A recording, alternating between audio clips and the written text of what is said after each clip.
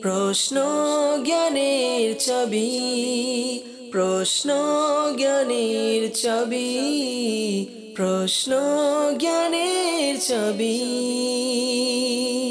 আলহামদুলিল্লাহি রাব্বিল আলামিন ওয়াসসালাতু ওয়াসসালামু আলা সাইয়্যিদিল মুরসালিন আম্মা বা'দ ফাআউযু বিল্লাহি মিনাশ শাইতানির রাজীম বিসমিল্লাহির রহমানির রহিম। আসসালাতু ওয়াসসালামু আলাইকা ইয়া রাসূলুল্লাহ ওয়া আলা আলিকা ওয়া আসহাবিকা ইয়া হাবিবাল্লাহ। আসসালাতু ওয়াসসালামু আলাইকা ইয়া নবিয়াল্লাহ ওয়া আলা আলিকা ওয়া আসহাবিকা ইয়া নূরাল্লাহ। দূরের ও কাছের, দেশের ও প্রবাসের ইসলামী ভাইরা এবং মাদানী চ্যানেলের দর্শকবৃন্দ, মাদানী চ্যানেলের অনুষ্ঠান প্রশ্ন জ্ঞানের চাবি, এই অনুষ্ঠান নিয়ে আপনাদের মাঝে উপস্থিত হয়েছি। মাহে রমজানের বরকতময় দিন অতিবাহিত হচ্ছে। আসুন ভালো ভালো নিয়ত সহকারে আমরা এই অনুষ্ঠানকে দেখার প্রস্তুতি গ্রহণ করি। যদি সম্ভব হয় কলম ডায়েরি নিয়ে বসে যান, ইনশা আল্লাহুল করিম আশা রাখি অসংখ্য শরীয়তের বিধান লিপিবদ্ধ করার সৌভাগ্য অর্জন হবে। ইবনে আদি নামক কিতাবে বর্ণিত রয়েছে, নবী পাক সাল্লাল্লাহু তাআলা আলাইহি ওয়া সাল্লাম ইরশাদ করেন, আমার উপর দুরূদ শরীফ পাঠ করো, আল্লাহ তাআলা তোমার উপর রহমত প্রেরণ করবেন। সাল্লু আলাল হাবিব সাল্লাল্লাহু তাআলা আলা মুহাম্মদ সাল্লাল্লাহু আলাইহি ওয়া সাল্লাম। মাদানী চ্যানেলের দর্শকবৃন্দ, এই অনুষ্ঠান আপনাদের প্রশ্নের মাধ্যমে সাজানো হয়েছে। এই পর্যন্ত যারা আমাদেরকে কল করে প্রশ্ন রেকর্ড করিয়ে দিয়েছেন, ইনশা আল্লাহুল করিম আমরা এই পর্বে তাদের প্রশ্নকে সম্পৃক্ত করেছি। বাকি যারা অনুষ্ঠান দেখছেন, টিভি স্ক্রিনে নাম্বার দেখানো হচ্ছে, শরীয়তের যে কোনো বিধান জানার জন্য আপনারা আমাদেরকে প্রশ্ন করতে পারেন। ইনশা আল্লাহুল করিম পরবর্তী পর্বে আপনাদের আসা প্রশ্ন আমরা অনুষ্ঠানে সম্পৃক্ত করব। ইসলামী বোনেরা আমাদেরকে কল করবেন না, তবে SMS এর মাধ্যমে শরীয়তের যে কোনো বিধান জানার জন্য আমাদেরকে SMS করতে পারেন। ফেসবুক এবং ইউটিউবের মাধ্যমে যারা দেখছেন, কমেন্টসের মাধ্যমে আপনারা যে কোনো প্রশ্ন আমাদেরকে পাঠিয়ে দিতে পারেন। ইনশা আল্লাহুল করিম বিভিন্ন পর্বে আপনাদের আশা প্রশ্ন আমরা অনুষ্ঠানে সম্পৃক্ত করব। আলহামদুলিল্লাহ, দারুল ইফতা আহলে সুন্নাতের মুফতি শফিক আত্তারি মাদানী দামাত বরকাতুহুল আলিয়া আমাদের সাথে রয়েছেন। তিনি বিভিন্ন প্রশ্নের উত্তর প্রদান করবেন। যাব আপনাদের প্রশ্নের দিকে, দেখি কোন ইসলাম ভাই কোথায় থেকে শরীয়তের কোন বিধান জানার জন্য আমাদেরকে প্রশ্ন করেছেন। আমরা প্রশ্ন শুনবো। যে প্রশ্ন চালিয়ে দিন। আসসালামু আলাইকুম ওয়া রাহমাতুল্লাহ। ওয়া আলাইকুম আসসালাম ওয়া রাহমাতুল্লাহি ওয়া বারাকাতুহু। আমার নাম নুরুল আফসার। মুফতি সাহেবের কাছে আমার প্রশ্ন হলো, তারাবির নামাজে এত দ্রুত কোরআন পড়া যে শব্দগুলো স্পষ্ট বোঝা যায় না, এই ব্যাপারে শরীয়তের দৃষ্টিভঙ্গি কি? জি মুফতি সাহেব কে বলবেন এই বিষয়ে, একটু বিস্তারিত বলুন। কোরআনে মাজিদ ফুরকানে হামিদ আল্লাহ পাক আরবি ভাষায় নাজিল করেছেন। তো এই কোরআনকে আরবি কায়দা অনুযায়ী এটাকে পড়া এটা জরুরি হয়ে যায়। আল্লাহ কোরআনে পাক ইরশাদ করেছেন, ওয়ারাত্তিলিল কুরআন তারতিলা। কোরআন তারতিল সহকারে পড়ো, অর্থাৎ যখন নামাজ থাকবে তারতিল সহকারে কোরআন পড়ো। এখন কিরাতের ব্যাপারে 3 ধরনের বিভিন্ন অবস্থার কথা বর্ণনা করা হয়েছে। যে ব্যক্তি তরতিল সহকারে পড়ে, হাদর সহকারেও পড়ে। আচ্ছা, হাদরের মধ্যে বিভিন্ন গতি, অনেকে অধিক গতি সহকারে, ঠিক আছে। তারাবির মধ্যে আমাদের কিছুটা গতি সহকারে পড়তে হবে। যে সাধারণ ফরজ নামাজে ব্যক্তি অনেক থেমে থেমে তরতিল সহকারে পাঠ করেন, তারাবিতে কিছুটা তাড়াতাড়ি পড়তে হবে, তাতে অবস্থার উপরে যাতে কঠিন না হয়। আর কোরআনে পাকের মধ্যে এমন যেন কোনো ভুলের সম্মুখীন না হয়, এই পদ্ধতিতে পাঠ করা। তো হাদরের উত্তম পদ্ধতিতে কোরআন পাঠ করা জরুরি। যে যার মধ্যে ব্যক্তি এইভাবে পড়বে না যে কিছু শব্দ ছুটে যায়, শব্দ মুখে থেকে যায়, শব্দ পরিপূর্ণ উচ্চারণ না হয়। ইয়া আলামুন তা আলামুন এই কথা বুঝে আসবে, বাকি কিছুই বুঝে আসবে না। শেষের রুকু করার সময় যে কিছু শব্দ রয়েছে সেগুলো বুঝে আসবে, বাকিগুলো বুঝে আসবে না। তো এইভাবে পড়াটা জায়েজ নেই। হরফ শব্দ মুখের মধ্যে নিয়ে নিচ্ছে, যার মধ্যে কোরআনের কায়দাসমূহের যে জরুরি আহকামসমূহ রয়েছে সেইগুলো ছেড়ে দেওয়া হয়েছে। তো এইভাবে করাটা শরীয়তে জায়েজ নেই। এজন্য যে কোরআন পাঠ করা হবে সেটাও উত্তম পদ্ধতিতে পাঠ করা হবে।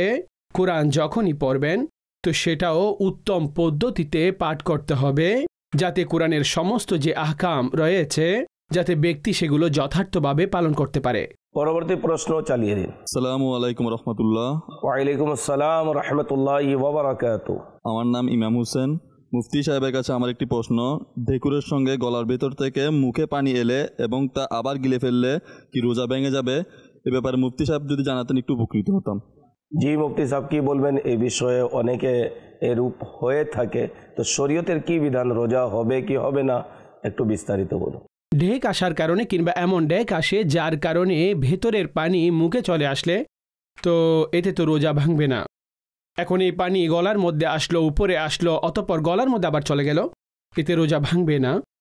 এটার উদাহরণ হচ্ছে এমন যে মুখ ভর্তির চাইতেও কম বমি চলে আসলো, এখন তা থেকে কিছুটা ভিতরে চলে গেল, তো এটাতে যেভাবে রোজা ভাঙবে না, সাধারণ ক্ষেত্রে এইভাবে পানিও চলে আসলে তো এইতেও রোজা ভাঙবে না। যাই হোক, কিছু লোক এমন রয়েছেন যে যারা এত অধিক পরিমাণে খাবার খান, নামাজের মধ্যে কিংবা সাধারণ অবস্থায়ও ঢেক আসে, তো এই বিষয়গুলো আমাদের খেয়াল রাখা উচিত।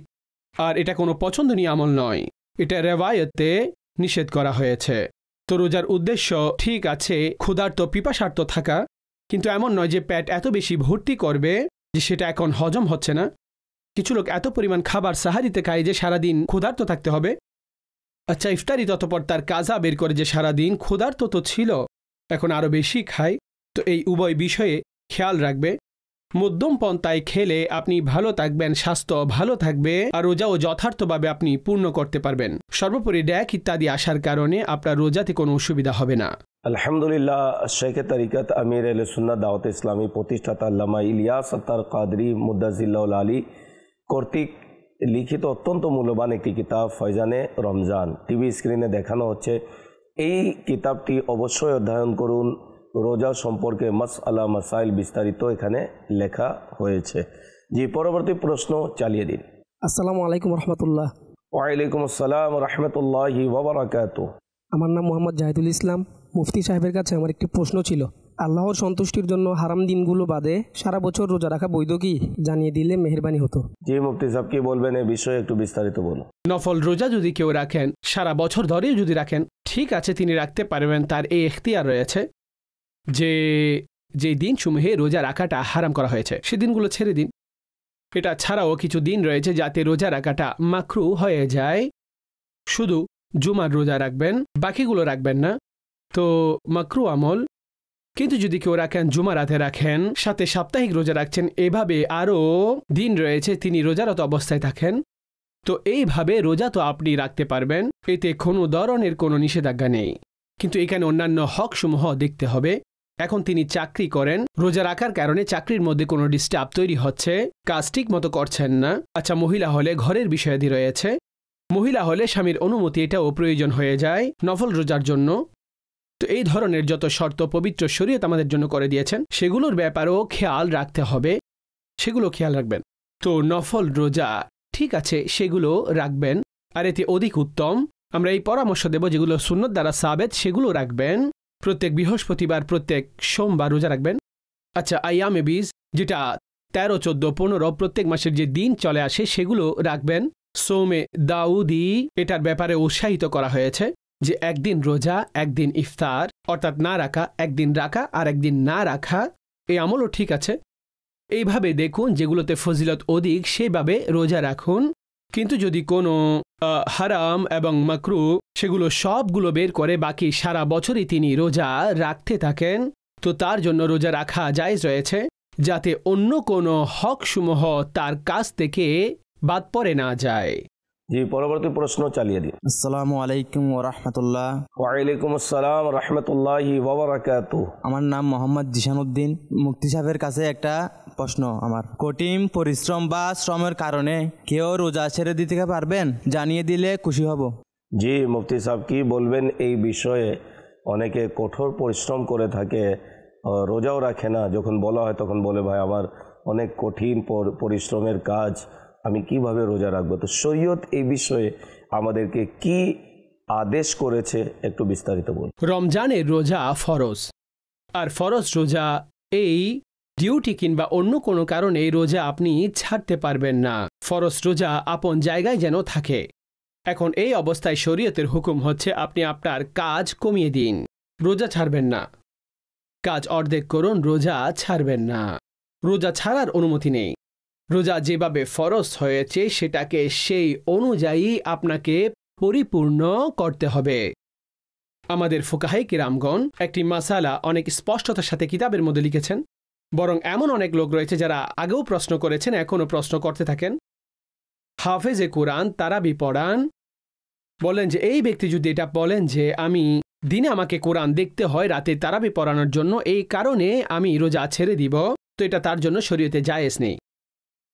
তারাবি পড়ানো কিংবা তারাবির যেই বিষয় রয়েছে, তো যদি এটা তিনি পড়াতে না পারেন অন্য কোনো হাফেজকে আগে দাঁড় করিয়ে দেওয়া হবে, এমন নয় যে ওনাকেই পড়াতে হবে। আর যদি তিনিই পড়ান তাহলে আপনার প্রস্তুতি আগে থেকে নিয়ে নিন, কিংবা রাতে পড়ুন কোরআনে পাক, কিন্তু রোজা ছাড়ার অনুমতি নেই। তো যখন কোরআন পড়ার জন্য রোজা ছাড়ার অনুমতি নেই, তো সাধারণ দুনিয়াবি কোনো কাজ এটা তো কোনো অবস্থায় জায়েজ নেই, এটার মধ্য কথা হচ্ছে জায়েজ নেই।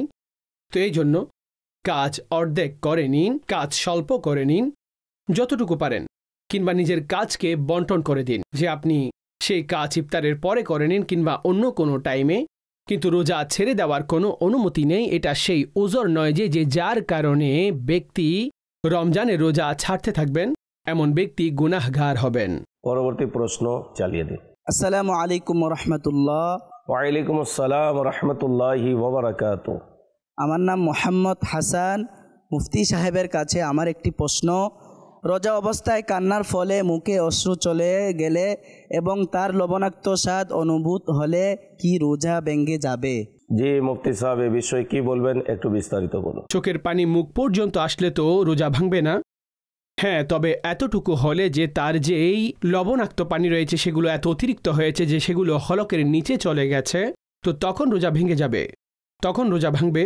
কিন্তু সাধারণভাবে মাসালা এটা নয় যে শুধুমাত্র চোখের পানি মুখে গেল, মুখের মধ্যে চলে গেল, তো বলে উঠে যে রোজা ভেঙে গেছে। রোজা এইভাবে ভাঙবে না, থুতু সকার ফেলে দিন। এই রোজার ব্যাপারে কিতাবের মধ্যে যে মাসালা বর্ণনা করেছেন, তো স্পষ্টভাবে তার ব্যাখ্যা রয়েছে যে চোখের পানি মুখে গেল, লবণাক্ততা ছড়িয়ে পড়ল এবং তা হলকের নিচে গেলে রোজা ভেঙে যাবে। অর্থাৎ তার পরিপূর্ণ টেস্ট এবং অর্থাৎ যেই চোখের পানি রয়েছে সেটা এইভাবে হলকের নিচে চলে গেলে তো রোজা ভেঙে যাবে। না হয় চোখের পানি মুখের মধ্যে ঢোকার কারণে, লবণাক্ততা অনুভব হওয়ার কারণে এইভাবে রোজা ভাঙবে না।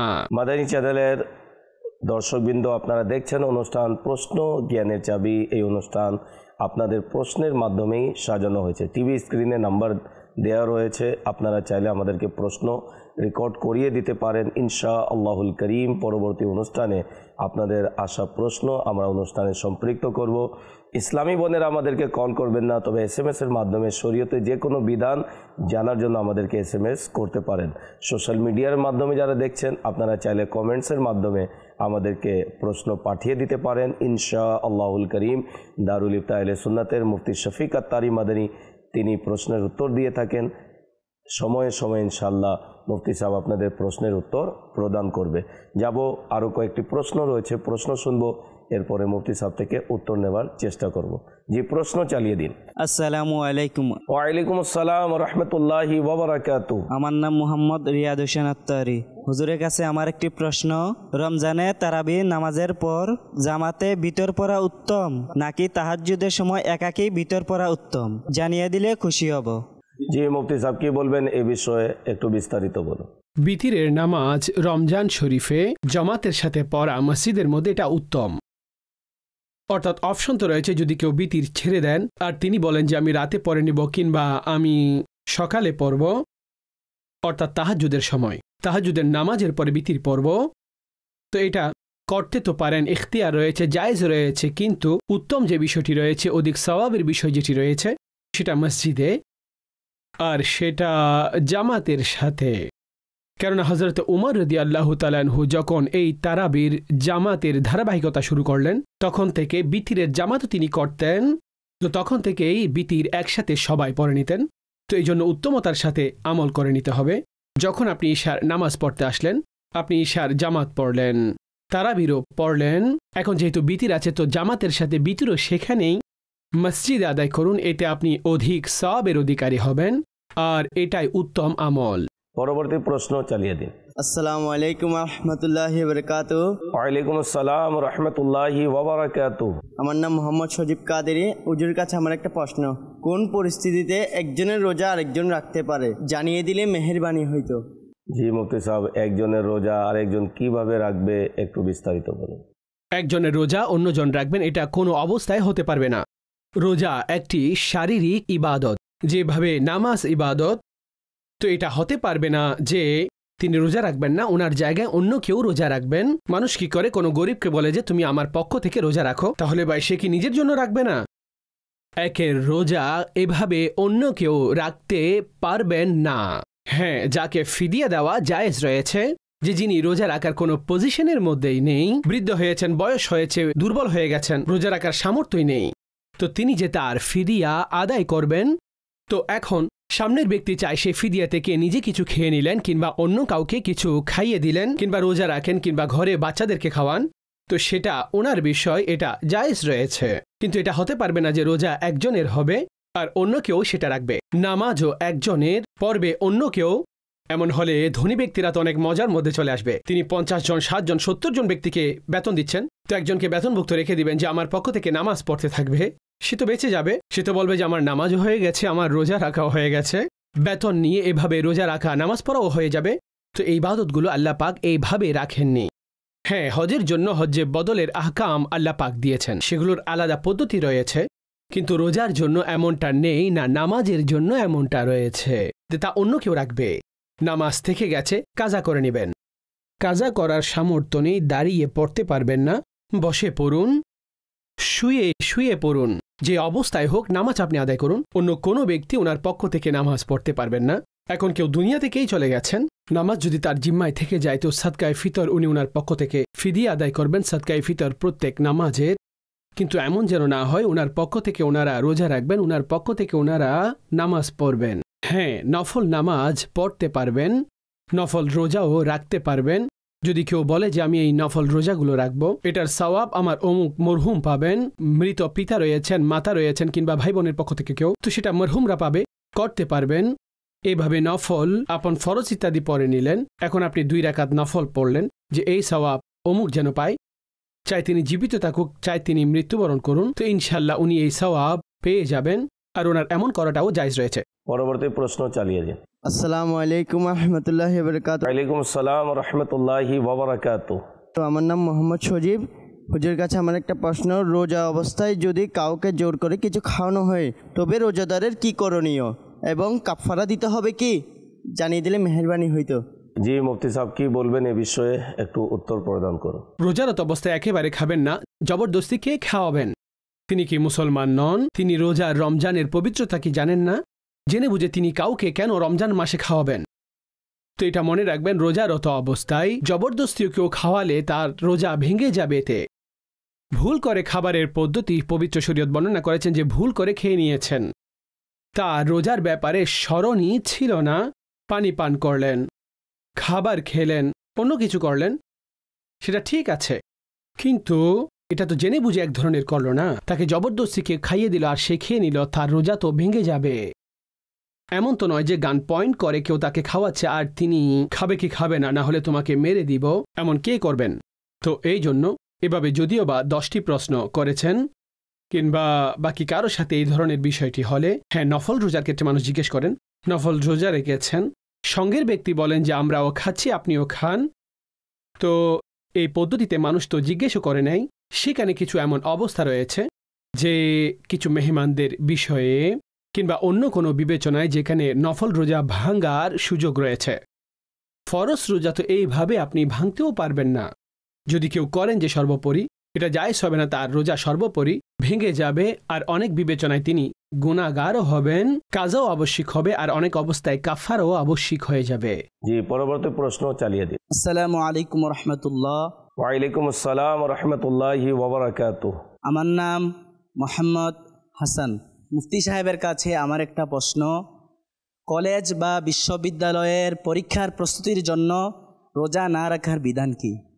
জি মুফতি সাহেব, কি বলবেন এই বিষয়ে, বিশেষ করে আমাদের স্টুডেন্ট যারা, ছাত্র ভাই যারা পড়াশোনা করে ইসলামী ভাই হোক ইসলামী বোন তাদের জন্য অত্যন্ত গুরুত্বপূর্ণ একটি বিষয়।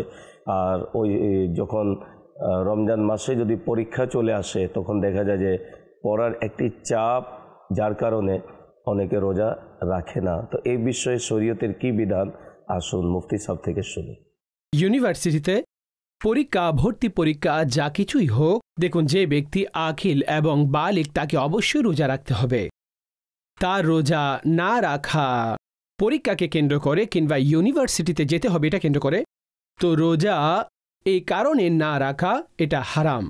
এটা তো কাজা করছেন, কঠিন গুনাহগার। আল্লাহ বারেগাহে এ ব্যাপারে ক্ষমা চান। আর কত রোজা এইভাবে ছেড়েছেন, সেগুলো কাজা আদায় করা তাদের উপর আবশ্যিক হয়ে যায়, অর্থাৎ সেই দিনসমূহের কাজা করা। যত সংখ্যক রোজা এই কারণে তিনি বাদ দিয়েছেন কিংবা যতগুলো রোজা এই কারণে তিনি ছেড়ে দিয়েছেন। জি, পরবর্তী প্রশ্ন চালিয়ে দিন। আসসালামু আলাইকুম রহমতুল্লাহ।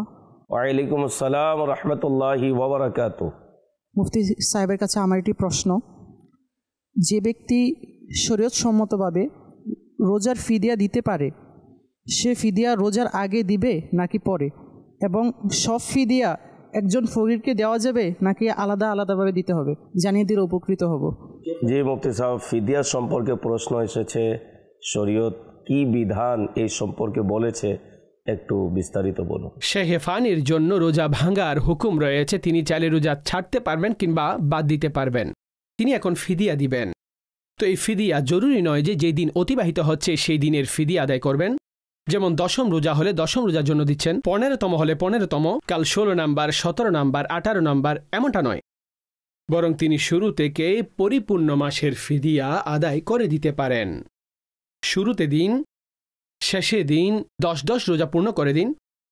একজন ফকিরের শরী যিনি জাকাতের হকদার, ওনাকে আপনি দান করুন, অর্থাৎ এমন লোক যারা রয়েছে আপনি তাদেরকে দিন। প্রত্যেক বিবেচনায় ওনার জন্য এই ব্যাপারে অনুমতি রয়েছে। শুরুতে দিলে তখনও ঠিক আছে, শেষে দিলে তখনও ঠিক আছে, একজনকে দিলে তখনও ঠিক আছে, আর অধিক ফকিরদেরকে দিলে তখনও ঠিক আছে। কিন্তু তাকে ফিদিয়া দিবেন যিনি জাকাতের হকদার। যিনি জাকাতের হকদার শুধুমাত্র ওনাকেই ফিদিয়া দিবেন। আমার ভাইকে বলবো যে আপনি ফয়জানে রমজান অবশ্যই অধ্যয়ন করুন। আলহামদুলিল্লাহ, ফিদিয়া সম্পর্কে আমির আহলে সুন্নাত বিস্তারিত এই কিতাবে লিখেছেন। জি, আজকের এই পর্বের সর্বশেষ প্রশ্ন আমরা নিব। জি, প্রশ্ন চালিয়ে দিন। আসসালামু আলাইকুম রহমতুল্লাহ। ওয়ালাইকুম আসসালাম রহমতুল্লাহি ওয়া বারাকাতুহু। আমার নাম তাফসির রাজা। মুফতি সাহেবের কাছে আমার একটি প্রশ্ন, কোন কারণে রোজা ভাঙলে তার কাজা করা ফরজ হয়? জি মুফতি সাহেব, কি বলবেন এই বিষয়ে, একটু বিস্তারিত বলো। দেখুন, যখনই আপনি রোজা ভেঙে ফেলবেন, চাই কারণবশত ভাঙলেন কিংবা কারণ ছাড়া ভাঙলেন, কাজা তো আবশ্যিক হয়ে যায়। কাজা আবশ্যিক।